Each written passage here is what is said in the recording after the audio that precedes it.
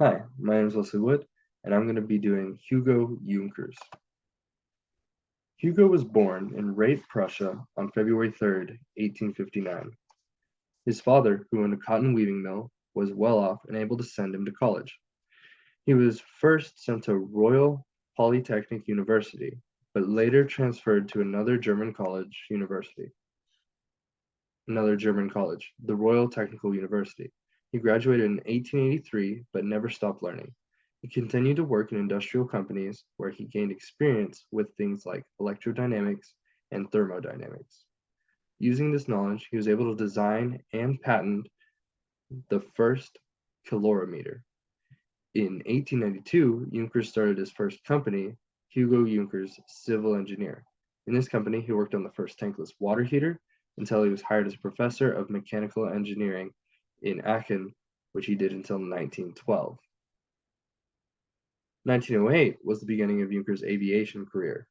Inspired by Hans Reisner, he began work on aerodynamics and aircraft structures. In 1910, he patented his first aviation development, cantilever unbraced wings. Very quickly, Juncker was seen as an aviation visionary. On December 12, 1915, the first aircraft designed and developed by Hugo Junkers performed its maiden flight. It was the first metal airplane ever made, the Junker J-1. After its first flight, it was made many successful flights until it was commonly known as the sheet metal donkey. 1 year later, the first all-metal fighter aircraft in the world, Junkers J-2, was introduced by his company. After the war, Junkers separated from any other company he was paired with and established his own aviation company, Junkers Flugzeugwerk. He successfully continued his developments and designed the world's first all-metal passenger airplane, Junkers F-13, with maiden flight on the 25th of June, 1919, and then the first all-metal sports aircraft, Junkers EF-13, later known as the A-50. In 1921, Hugo Junkers opened his own airline, Junkers Luftwaffe. The company was provided aviation services until 1926, when he was forced to merge with Deutsche Aerollloyd and then became part of the Deutsche Lufthansa in preparation for World War II.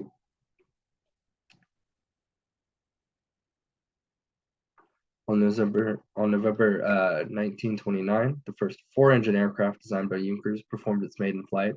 The airplane designed G-38 was powered by four Junkers-made diesel engines, two six-cylinder and two 12-cylinder, and one had a maximum takeoff weight of 21,000 kilograms. At the time of its maiden flight, the Junkers G-38 was the biggest land plane in the world.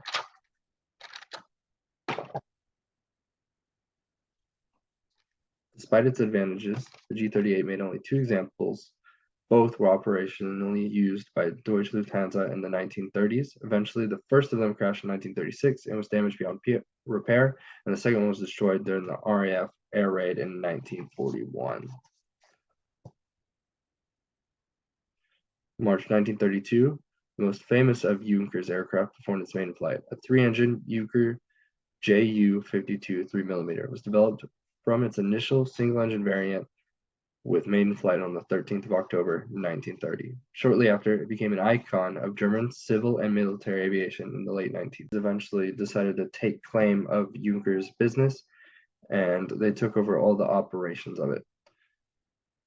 After Hugo's refusal to leave, he was put under house arrest and is accused of being a spy.